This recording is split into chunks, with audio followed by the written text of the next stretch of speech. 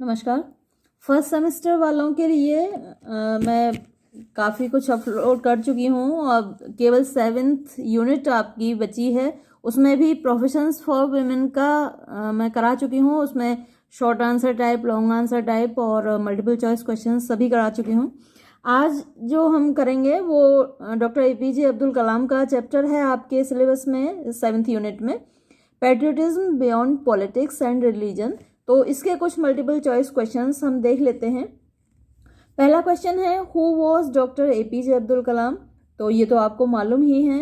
अब इसमें ऑप्शंस जो हमको दे रखे हैं, prime minister of India, 11th president of India, governor of RBI, पाक एम्बेसडर।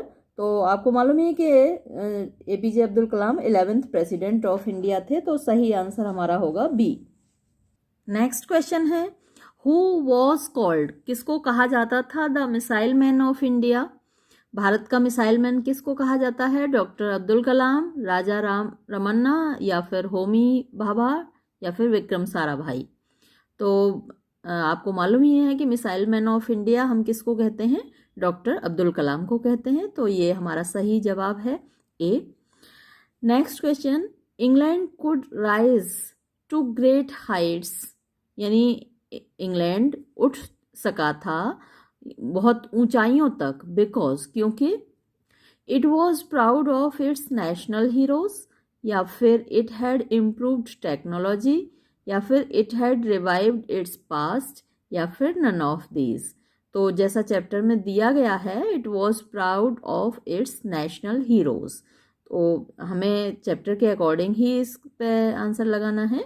और चैप्टर में दिया हुआ है कि इंग्लैंड इतनी ऊंचाइयों तक इसलिए उठ सका क्योंकि इसको अपने नेशनल हीरोज पर, अपने राष्ट्रीय नायकों पर गर्व था। तो हमारा आंसर हुआ ए।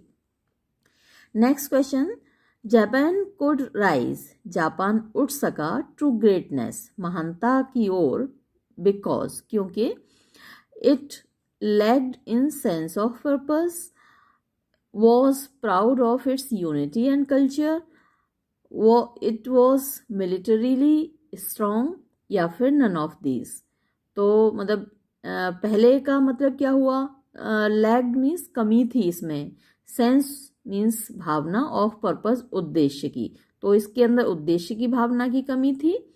और जो सी कह रहा है, इट वॉज मिलिटरीली स्ट्रांग, कि ये मतलब कि सैनिक रूप से ताकतवर था इसलिए।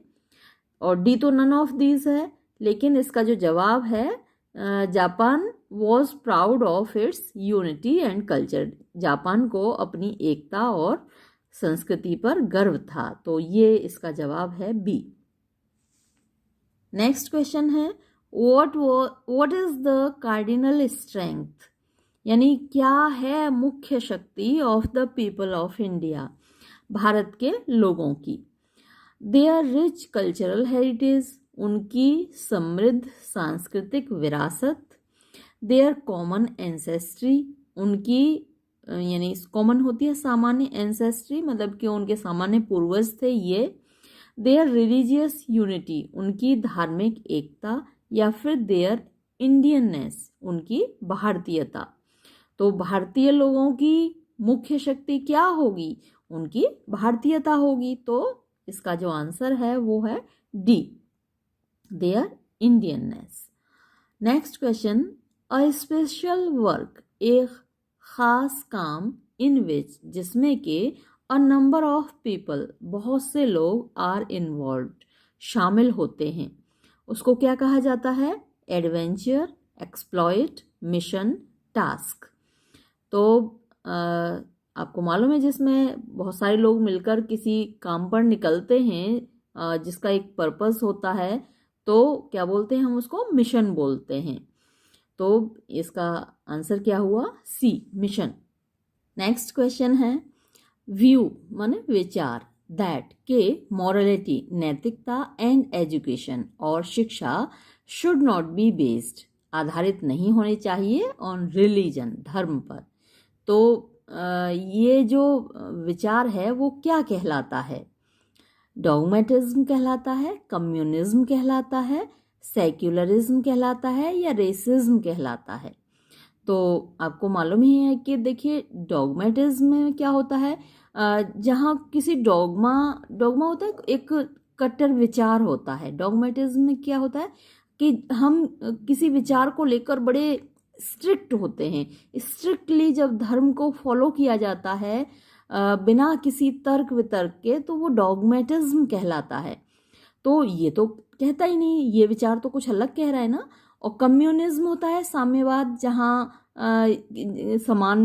समाज में एकता स्थापित करने की कोशिश की जाती है, जैसे रशिया में है कि सब कुछ सरकार के हाथ में होता है और जो इंडस्ट्रीज हैं वो सरकार के हाथ में होती है, यानी सब कुछ लोगों के लिए होता है। कम्युनिज्म में साम्यवाद कहलाता है ये, हिंदी में इकोनॉमिक्स में पढ़ाया भी जाता है, पॉलिटिकल साइंस में भी पढ़ाया जाता है।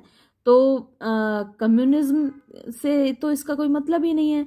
रेसिज्म क्या होता है, जब जैसे कि काला और गोरे का भेद किया जाता है, वो रेसिज्म कहलाता है। रेस माने प्रजाति होती है, तो प्रजाति पर आधारित जो भेदभाव होता है वो रेसिज्म कहलाता है। डिस्क्रिमिनेशन होता है रंग के आधार पर, प्रजाति के आधार पर। अब बचता है सेक्युलरिज्म। सेक्युलरिज्म क्या होती है, धर्मनिरपेक्षता, जहां पर धर्मों का सम्मान तो किया जाता है, लेकिन जो जैसे कि हमारा भारत में है, हम हर धर्म का सम्मान करते हैं भारत में, लेकिन जो हमारी पॉलिटिक्स है, जो हमारी मॉरलिटी है, जो हमारा एजुकेशन है, वो किसी एक धर्म को नहीं मानता, मतलब किसी धर्म के अकॉर्डिंग नहीं है। वहाँ जो भी पढ़ाया जाता है वो लॉजिकली पढ़ाया जाता है, धर्म को एक साइड में रखा जाता है। भले ही हिंदू बहुल राष्ट्र है भारत, यहाँ हिंदू मेजॉरिटी में है, लेकिन हमारा जो देश है वो हिंदू राष्ट्र नहीं है, वो क्या है, सेक्युलर कंट्री है। तो ये जो व्यू है, ये जो विचार है कि मॉरलिटी और एजुकेशन धर्म पर आधारित नहीं होनी चाहिए, ये विचार क्या कहलाता है, सेक्युलरिज्म, यानी कि धर्म निरपेक्षता। तो इस सवाल का सही जवाब हुआ सी। नेक्स्ट है revival of learning of the past. Revival होता है पुनर्जीवित करना, तो पुनरुद्धार करना ऑफ लर्निंग, ज्ञान का, ऑफ द पास्ट, अतीत के ज्ञान का पुनरुद्धार क्या कहलाता है, रिफॉर्मेशन, सुधार, या रिनेसा, या फिर ट्रांस, या फिर हिप्नोटिज्म। तो ट्रांस और हिप्नोटिज्म तो बिल्कुल ही अलग चीज़ें हो गई। ट्रांस जब आप किसी ऐसी अवस्था में चले जाते हैं जहाँ मतलब अपने आप को भूल जाते हैं। हिप्नोटिज्म भी वही होता है जब आपको मंत्रमुग्ध कर लिया जाता है। और इस सवाल का जवाब क्या हुआ, रिनेसा, यानी पुनर्जागरण, जिसमें अतीत की जो ज्ञान है उसको रिवाइव किया जाता है, तो उसको हम क्या कहते हैं, रिनेसा, पुनर्जागरण। Next question, which is an anti tank missile, यानी इनमें से कौन सी एंटी टैंक मिसाइल है जो टैंक को मार गिराती है, वो कौन सी मिसाइल है, नाग है, अग्नि है, त्रिशूल है, या पृथ्वी है। तो आपको मालूम है कि हमारे पास कौन सी एंटी टैंक मिसाइल है, नाग है, तो इसका आंसर हुआ A. Next question, which missile was developed, किस मिसाइल को विकसित किया गया था विद रशियन कोलैबोरेशन, रूस के सहायता से। तो ऑप्शंस हैं हमारे पास, त्रिशूल, अग्नि, ब्रह्मोस, या फिर आकाश। तो आपको मालूम है कि रूस के साथ कोलैबोरेट करके कौन सी मिसाइल डेवलप की गई थी, चैप्टर आपने मेरे साथ पढ़ा है, याद होगा। मैंने कहा था कि ये आप मार्क कर लीजिए, ये आपसे मल्टीपल चॉइस क्वेश्चंस में पूछा जाएगा, तो मार्क आपने किया होगा। यहाँ पर जो आंसर होगा वो बी होगा, ब्रह्मोस मिसाइल को जो डेवलप किया गया है वो रशियन कोलैबोरेशन में डेवलप किया गया है, तो इसका जवाब हुआ B. Next question, where was the second Pokhran nuclear test conducted, यानी दूसरा पोखरन न्यूक्लियर टेस्ट कहाँ हुआ था, उड़ीसा, श्रीहरिकोटा, केरला, राजस्थान। तो आपको मालूम ही है कि पोखरन राजस्थान में है, तो राजस्थान में ही हुआ है। इसके बाद 12वां क्वेश्चन है, फ्रॉम विच साइट यानी किस जगह से are the rockets launched, rockets को लॉन्च किया जाता है इन स्पेस, अंतरिक्ष में। चांदीपुर से, बालासोर से, श्रीहरिकोटा से या पोखरन से। तो आपको मालूम ही है कि जो रॉकेट्स लॉन्च किए जाते हैं वो श्रीहरिकोटा से लॉन्च किए जाते हैं, तो इसका आंसर हुआ C. Next, from which site, कहाँ से, किस जगह से are the missiles tested, missiles को टेस्ट किया जाता है इन इंडिया, भारत में। तो इसका जवाब wheeler islands, Bhawanipur, Chandipur, Nicobar islands. तो इसका जवाब है चांदीपुर। मिसाइल्स जहाँ से टेस्ट की जाती हैं इंडिया में, चांदीपुर से की जाती हैं, तो इसका आंसर हुआ सी। ये 3-4 क्वेश्चंस दूसरी बुक में हैं, इनको भी देख लेते हैं। जिसमें पहला क्वेश्चन है, which place does Kalam and his team select, यानी कौन सी जगह को अब्दुल कलाम और उनकी टीम चुनते हैं to set their own missile range, अपनी खुद की मिसाइल रेंज सेट करने के लिए। तो इसमें जो ऑप्शंस हैं, व्हीलर आइलैंड्स, श्रीहरिकोटा, चांदीपुर, धर्मरा। तो आपको याद है चैप्टर में नाम आया था, व्हीलर आइलैंड्स को उन्होंने चुना था अपनी खुद की मिसाइल रेंज सेट करने के लिए। तो इसका सही जवाब होगा ए, व्हीलर आइलैंड्स। व्हीलर आइलैंड्स के बारे में मैं एक बात आपको बता दूं कि व्हीलर आइलैंड को अब डॉक्टर कलाम के नाम से ही जाना जाता है। अब उसका नाम है doctor Abdul Kalam island, wheeler island को। ये क्वेश्चन हो सकता है आपसे पूछ लिया जाए, और आपको मालूम होना चाहिए कि व्हीलर आइलैंड जो इसमें आया है चैप्टर में, पहले इसका नाम जो था वो एक अंग्रेज़ों का कमांडेंट था, इंग्लिश कमांडेंट लेफ्टिनेंट था, जिसका नाम था ह्यू व्हीलर। उसके नाम पे इसका आइलैंड का नाम रखा गया था व्हीलर आइलैंड, यानी अंग्रेजों ने इसको नाम दिया था व्हीलर आइलैंड। लेकिन 4 सितंबर 2015 को भारत सरकार ने व्हीलर आइलैंड्स का नाम बदलकर रख दिया है डॉक्टर अब्दुल कलाम आइलैंड। तो इसका ये इसीलिए इम्पोर्टेंट था इस आपको जानना, तो इसलिए मैंने इंक्लूड किया इस वीडियो में इस चीज़ को, कि अब आपको ये जान लेना है कि व्हीलर आइलैंड्स का नाम अब अब्दुल कलाम आइलैंड है। नेक्स्ट क्वेश्चन है, what did Biju Patnaik name, यानी बीजू पटनायक ने क्या नाम दिया था the daughter of the Indonesian president Sukarno, यानी प्रेसिडेंट सुकार्नो की जो बेटी थी उसको क्या नाम दिया था बीजू पटनायक ने? मेघावती, कर्णावती, सुकार्णोवती या देववती। तो आपको याद ही होगा, चैप्टर आपने मेरे साथ पढ़ा था, उसमें क्या नाम दिया था उन्होंने? मेघावती।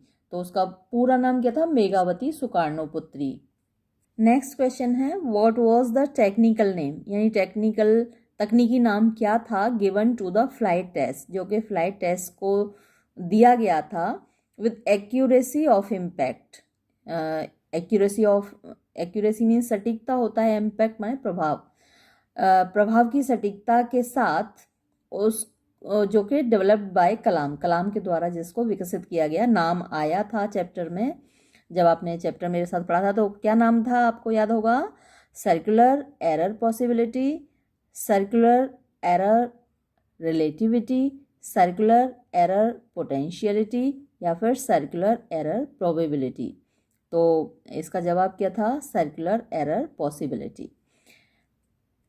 ये जो लास्ट क्वेश्चन इस बुक में दे रखा है, what was the name of the lecture series that doctor APJ Abdul Kalam deliver to the students of Anna university. और इसमें ऑप्शंस दे रखे हैं, मतलब क्वेश्चन ये पूछ रहा है कि उस लेक्चर सीरीज़ का नाम क्या है जो डॉक्टर एपीजे अब्दुल कलाम ने अन्ना यूनिवर्सिटी के विद्यार्थियों को दिए थे लेक्चर, उस सीरीज़ का नाम क्या है? और इसमें जो ऑप्शंस हैं, टेक्नोलॉजी एंड इट्स डायमेंशंस, या technology and it's divergence, technology and it's directions, technology and it's demerits. तो कलाम जो बात करते थे टेक्नोलॉजी और उसके डायमेंशंस पर बात करते थे। तो यहाँ ये ऑप्शन तो उस हिसाब से सही है क्योंकि वो इस टॉपिक पर बात करते थे। लेकिन ऐसी कोई लेक्चर सीरीज इस टॉपिक पर निकली है या फिर कोई ऐसी बुक पब्लिश हुई है, ऐसा मेरे संज्ञान में नहीं है। मैंने कई बुक्स में देखा भी, लेकिन ऐसी कोई बुक पब्लिश हुई है इस नाम से ये मुझे नहीं मिला। तो अगर ऐसा ये क्वेश्चन आता है तो आप इसका जो आंसर लगाएंगे वो टेक्नोलॉजी एंड इट्स डायमेंशंस लगाएंगे। लेकिन ऐसी कोई बुक नहीं पब्लिश हुई है, जो अगर हुई है तो मेरे संज्ञान में नहीं है, मुझे नहीं मिली ये बुक का नाम। तो ये वीडियो हम यहीं समाप्त करते हैं। हाँ, एक बात फिर से मैं आपको ये कहना चाहूँगी कि जो पिछला वाला वीडियो था डिटेल, जिसमें आपने चैप्टर पढ़ा था डिटेल में, उसको ज़रूर एक बार देख लीजिएगा क्योंकि जो भी ये 20 क्वेश्चंस हमने डिस्कस किए हैं ये सफिशिएंट नहीं है। आपका मल्टीपल चॉइस क्वेश्चन बेस्ड होगा एग्ज़ाम, तो ये 20 क्वेश्चंस में से ही वो क्वेश्चन आए ऐसा ज़रूरी नहीं है। तो एक बार आप डिटेल में चैप्टर ज़रूर पढ़ लीजिएगा। ये वीडियो हम यहीं समाप्त करते हैं। धन्यवाद।